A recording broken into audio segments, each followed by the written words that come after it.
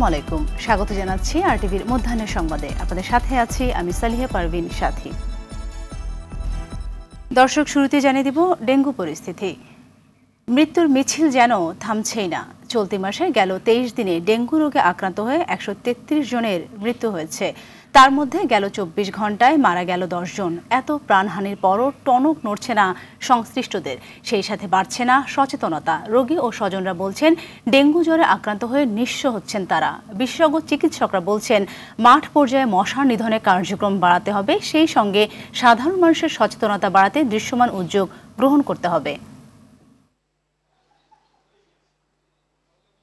কাদাবরে আপনার লুৎফর রহমান লেন, ঠিক আছে, ওই লেনটা আর কি সঠিকভাবে পরিষ্কার করা হয় না। পরিষ্কার না হওয়ার কারণে অনেক মশা, ময়লা থেকে আর কি মশার জন্ম হয়। সরকারের তরফ থেকে অনেক কিছুই বলা হয়, যখন আপনি রিয়ালি আসবেন তখন দেখবেন যে আসলেই ওই এক জায়গায় দেখা গেলে 10 জায়গায় দেখা যায় না। বর্তমান ডেঙ্গুর অবস্থা কিন্তু বহুত খারাপ। ঢাকা মহানগর এলাকায় 3 দিনের মধ্যে ব্যাটারি চালিত অটোরিকশা চলাচল বন্ধের আদেশের বিরুদ্ধে আবেদন নিয়ে আপিল বিভাগে যাচ্ছে রাষ্ট্রপক্ষ। রোববার ডেপুটি অ্যাটর্নি জেনারেল নূর মোহাম্মদ আজমি বিষয়টি জানিয়েছেন। এর আগে ঢাকা মহানগর এলাকায় 3 দিনের মধ্যে ব্যাটারি চালিত অটোরিকশা চলাচল বন্ধের নির্দেশ দিয়েছেন হাইকোর্ট। একই সঙ্গে ঢাকা মহানগর এলাকায় ব্যাটারি চালিত রিকশা চলাচল বন্ধে কর্তৃপক্ষের নিষ্ক্রিয়তা কেন বেআইনি হবে না তা জানতে চেয়ে রুল জারি করেছেন আদালত।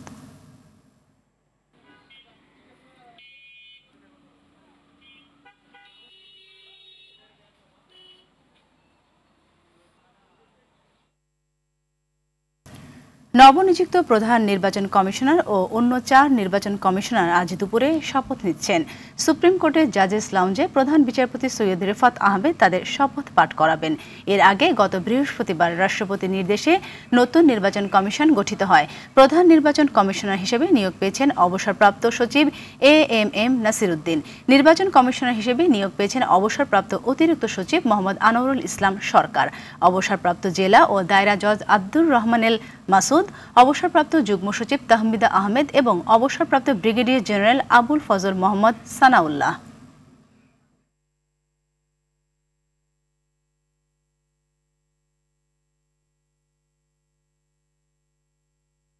অবাধ, অংশগ্রহণমূলক, নিরপেক্ষ জাতীয় ও স্থানীয় সরকার নির্বাচন অনুষ্ঠানের লক্ষ্যে নাগরিক সমাজ, শিক্ষক ও বুদ্ধিজীবীদের সাথে সংলাপে বসেছে নির্বাচন ব্যবস্থা সংস্কার কমিশন। মতবিনিময় সভায় না ভোট ফিরিয়ে আনা, নির্বাচন সংশ্লিষ্ট মামলা নির্বাচন কমিশনকে নিষ্পত্তি, স্বচ্ছতা নিশ্চিত সহ বেশ কিছু পরামর্শ দিয়েছেন নাগরিক সমাজ। সকালে নির্বাচন কমিশন সচিবালয়ে মতবিনিময় সভা অনুষ্ঠিত হয়। সরাসরি রাষ্ট্রপতি নির্বাচন, অর্থের উৎসের স্বচ্ছতা নিশ্চিত, ইভিএম বনাম অনলাইন ভোট, হলফনামা যাচাই বাছাই ও না ভোট ফিরিয়ে আনার ব্যাপারে প্রস্তাবনা আসে সংলাপে।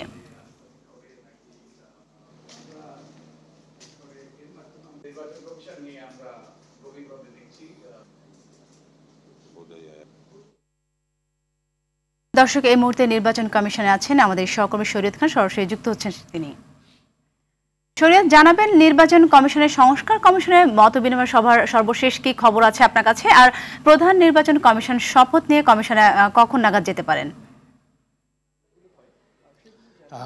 সাথী, এই মুহূর্তে কিন্তু নির্বাচন কমিশন ভবনে নির্বাচন ব্যবস্থা সংস্কার কমিশনের তারা কিন্তু ষষ্ঠ ধাপে তারা নাগরিক সমাজ, শিক্ষক এবং বুদ্ধিজীবী তাদের সাথে মতবিনিময় সভা করছেন। তো আপনি জানেন যে একটা নির্বাচন ব্যবস্থা ফিরিয়ে আনার জন্য, সুষ্ঠু একটি নির্বাচনের আগামীতে যেন সব নির্বাচন ব্যবস্থা, ভালো একটি নির্বাচন ব্যবস্থা তারা উপহার দিতে পারেন, তাদের যে দায়িত্ব দেওয়া হয়েছে 3 মাসের, সেই 3 মাসের মধ্যে তারা সকল পর্যায়ের মানুষের সাথে কথা বলবে এবং বৈঠক করে তারা একটি ভালো সুষ্ঠু নির্বাচন ব্যবস্থা, ভালো একটি নির্বাচন ব্যবস্থা তারা দিতে চায়। এই 31 ডিসেম্বরের মধ্যে তারা সেই সব কিছু তাদের মতামত তুলে ধরবেন। তো সেই লক্ষ্যে কিন্তু আজকে ষষ্ঠ ধাপের মতো বৈঠক চলছে। এই বৈঠকে বিভিন্ন মতামত আসছে যে সুষ্ঠু একটি নির্বাচন করার জন্য না ভোট ফিরিয়ে আনা সহ, এছাড়া নির্বাচন সংশ্লিষ্ট যে সব মামলা, সেগুলো দেখা যায় যে বিভিন্ন সময় দীর্ঘসূত্রতার কারণে যারা মামলায় জিতেন তারা অনেক সময় লেগে যায়, সেজন্য এটা যেন নির্বাচন কমিশনের হাতে থাকে, যেন দ্রুত সেটি মামলাটি নিষ্পত্তি হয়, সেজন্য তাদের হাতে ক্ষমতা ফিরিয়ে আনার সহ বিভিন্ন প্রস্তাব আসছে। তো এখন পর্যন্ত এখানে বৈঠকটি চলছে, কিছুক্ষণের মধ্যে হয়তো শেষ হবে। এছাড়া যেটি আজকে আপনি জানেন যে গত বৃহস্পতিবার নির্বাচন কমিশন গঠন হয়েছে, নতুন প্রধান নির্বাচন কমিশনার এবং বাকি যে নির্বাচন কমিশনাররা রয়েছেন তাদের নাম ঘোষণা করা হচ্ছে। আজকে বেলা 1:30টার দিকে সুপ্রিম কোর্টে তাদের শপথ গ্রহণ হবে এবং আজকে 3টার দিকে তারা নির্বাচন কমিশনে আসার কথা রয়েছে এবং এরপরে যদি তাদেরকে এখানে সব কিছু প্রস্তুত করা হয়েছে, তারা 3টার দিকে এখানে আসার কথা রয়েছে এবং তারপরেই হলো তারা হয়তো সাংবাদিকদের সাথে কথা বলবেন। সাথী, এই ছিল এখানকার সর্বশেষ পরিস্থিতি। অসংখ্য ধন্যবাদ আপনাকে। আবারও ডেঙ্গু প্রসঙ্গ, মৃত্যুর মিছিল যেন থামছেই না। চলতি মাসে গেল 23 দিনে ডেঙ্গু রোগে আক্রান্ত হয়ে 133 জনের মৃত্যু হয়েছে। দর্শক, ডেঙ্গু পরিস্থিতির সর্বশেষ তথ্য জানাতে রাজশাহী থেকে আমাদের সাথে যুক্ত হচ্ছেন সহকর্মী মোস্তাফিজ রকি। রাজশাহীতে ডেঙ্গুর সংক্রমণের হার এখন কোন দিকে যাচ্ছে জানাবেন, আর জানাবেন মশা নিধন কার্যক্রমে স্থানীয় প্রশাসন কতখানি তৎপর? সাথী, রাজশাহীতে কিন্তু ডেঙ্গু পরিস্থিতি আসলে ওঠানামার মধ্যেই রয়েছে। গত 24 ঘন্টার যদি কথা বলি তো এখন পর্যন্ত আসলে 13 জন রোগী নতুন করে ডেঙ্গু আক্রান্ত হয়ে ভর্তি হয়েছেন। এই নিয়ে মোটে হাসপাতালে এখন রোগীর সংখ্যা দাঁড়িয়েছে কিন্তু 71 জনে। এবং এরই মধ্যে কিন্তু আমরা যতটুকু দেখেছি চলতি মৌসুমে এখন পর্যন্ত 1062 জন মতো কিন্তু ডেঙ্গু আক্রান্ত হয়ে হাসপাতালে চিকিৎসা সেবা ভর্তি হয়েছিলেন। এবং এরই মধ্যে কিন্তু একটি উল্লেখযোগ্য বিষয় হচ্ছে যে যারা আসলে ভর্তি হচ্ছিলেন তাদের মধ্যে 819 জনই কিন্তু রাজশাহীর স্থানীয় বাসিন্দা। ফলে গতবারে কিন্তু আমরা দেখেছিলাম যে ঢাকা বা বিভিন্ন জায়গা থেকে ভ্রমণে যদি রেকর্ড থাকতো তাহলে ডেঙ্গু আক্রান্ত রোগীর সংখ্যা কিন্তু আমরা এখানে ভর্তি হতে দেখেছিলাম। তবে এবার কিন্তু স্থানীয়ভাবেই কিন্তু ডেঙ্গু আক্রান্ত রোগীর সংখ্যা কিন্তু বাড়ছে। এছাড়াও কিন্তু আমরা কীটতত্ত্ববিদদের সাথে কথা বলেছিলাম যে শীতের মৌসুম আসলে চলে আসছে, তারপরেও কেন আসলে ডেঙ্গুর প্রকোপ কমছে না। তারা বলছেন যে আগস্ট এবং সেপ্টেম্বরে কিন্তু অতি বৃষ্টি হয়েছে, ফলে বিভিন্ন জলাশয়ে বা বাড়ির আঙিনায় গর্ততে এডিস মশার যে লার্ভা, পাশাপাশি যে এডিসের যে বংশবিস্তার সেটি কিন্তু ঘটেছে। পাশাপাশি এবার কিন্তু জলবায়ুর পরিবর্তনও তারা কিন্তু আসলে সেটিকে কিন্তু আসলে দায়ী করছেন। এছাড়াও বলছেন যে কর্তৃপক্ষের যে উদাসীনতা, এর ফলে কিন্তু এডিস মশার কিন্তু আসলে যে বিস্তার সেটি কিন্তু ঘটছেন। এবং এখন এই মুহূর্তে আসলে এডিস মশার যে নিধনে এবং নিয়ন্ত্রণে কিন্তু তারা বলছেন যে সমস্ত রোগী আসলে আক্রান্ত হচ্ছে তাদের যে বাড়ির চারিদিকে আসলে যে ফগার ম্যাথিং দিয়ে সে সমস্ত এলাকায় যে এডিস মশার যে বিস্তার সেটি কিন্তু আসলে কমিয়ে নিয়ে আসার ক্ষেত্রে কিন্তু উল্লেখযোগ্য আসলে ভূমিকা রাখতে পারে। এবং যে মশার যে ঘনত্ব সেটিও কিন্তু আসলে কমে আসতে পারে যদি ফগিং মেশিং এর মাধ্যমে আসলে এই বিস্তারটি আসলে রোধ করা সম্ভব বলে তারা আসলে মনে করছেন। এছাড়াও তারা বলছেন যে ডেঙ্গু নিয়ে আসলে ঢাকার মানুষ যেভাবে আসলে সচেতন, স্থানীয় মানুষরা আসলে বিশেষ করে রাজশাহীর বা অন্যান্য এলাকার যারা মানুষ রয়েছেন তারা কিন্তু তেমন একটা সচেতন না। এর ফলে কিন্তু আসলে ডেঙ্গু আক্রান্ত রোগীর সংখ্যা বাড়ছে। এবং এর মধ্যে উল্লেখযোগ্য আমরা কিন্তু বিষয়টি আসলে দেখছি যে নারীর সংখ্যা কিন্তু অনেক। তবে আসলে স্থানীয় প্রশাসনের যেভাবে আসলে কার্যক্রম থাকার কথা ডেঙ্গু নিধনে সেভাবে কিন্তু আসলে আমাদের তেমনভাবে আসলে চোখে পড়ছে না। তো সাথে এই ছিল আমার কাছে রাজশাহী মেডিকেল কলেজ হাসপাতালে ডেঙ্গুর সর্বশেষ পরিস্থিতি। অসংখ্য ধন্যবাদ আপনাকে। সরকারি চাকরিতে শূন্যপদ পূরণে 22,000 কর্মকর্তা নিয়োগ দেওয়া হবে। জনপ্রশাসন মন্ত্রণালয় থেকে জানানো হয়েছে। দুপুরের সংবাদ সম্মেলনে এ বিষয়ে বিস্তারিত জানাবেন জনপ্রশাসন মন্ত্রণালয়ের সিনিয়র সচিব মুখলেসুর রহমান। জানা গেছে নতুন নিয়োগের সবকটি পদে কর্মকর্তা পর্যায়ের। বিসিএস এর মাধ্যমে নিয়োগ হবে নাকি বিশেষ বিসিএস দেওয়া হবে তা সংবাদ সম্মেলনে জানানো হবে। ক্যাডার ও নন ক্যাডার মিলে বড় ধরনের এই নিয়োগ বিজ্ঞপ্তির ঘোষণা দেওয়া হতে পারে। এছাড়া জনপ্রশাসন মন্ত্রণালয়ের সিনিয়র সচিব সংবাদ সম্মেলনে সিভিল সার্ভিস নিয়োগ নিয়ে কথা বলবেন। নিয়োগের ব্যাপারে বিস্তারিত তথ্য তিনিই জানাবেন।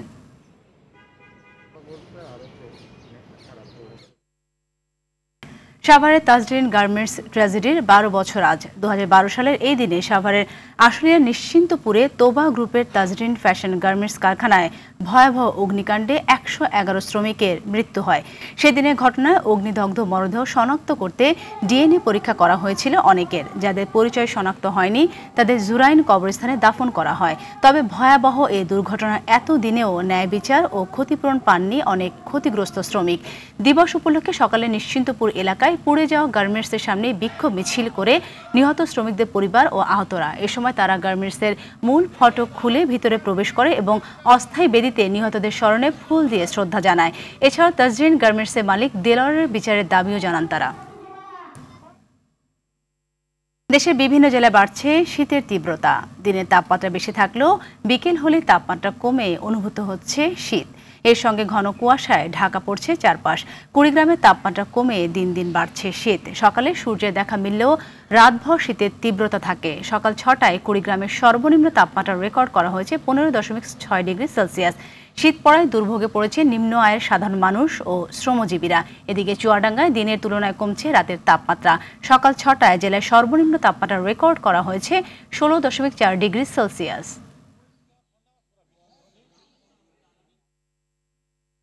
এবারে আন্তর্জাতিক প্রসঙ্গ। জলবায়ু সংকটের ঝুঁকিতে থাকা দরিদ্র দেশগুলোকে প্রতি বছর 30,000 কোটি ডলার দেবে পরিবেশ দূষণকারী ধনী দেশগুলো। 2035 সাল পর্যন্ত এ অর্থ দেওয়া হবে।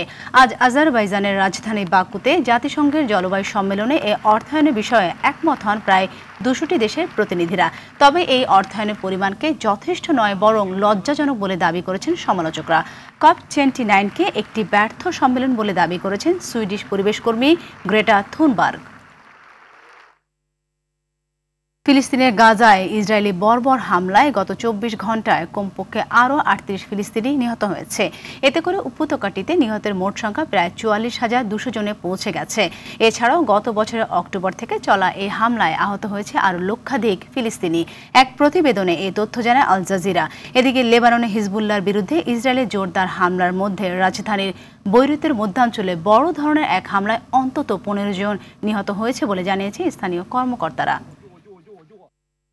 আজ থেকে শুরু হবে আইপিএলে 18তম আসরের মেগা নিলাম। রোববার বিকেল 4:30টায় প্রথমবারের মতো মরুর দেশ সৌদি আরবের জেদ্দায় অনুষ্ঠিত হবে এই নিলাম, যেখানে ফ্র্যাঞ্চাইজিগুলো 2 দিন সময় নিয়ে নিজেদের দল সাজাবে। এই নিলামের আগে প্রত্যেক দল 6 জন করে ক্রিকেটার ধরে রেখে বাকি সবাইকেই ছেড়ে দেয়। এবারে মেগা নিলামের চূড়ান্ত তালিকায় আছেন 577 জন ক্রিকেটার। এর মধ্যে 367 জন হচ্ছেন ভারতীয় ও 210 জন বিদেশি, যেখানে সাকিব আল হাসান, মুস্তাফিজুর রহমান, রিশাদ হোসেন সহ নাম আছে 12 জন বাংলাদেশি ক্রিকেটারের।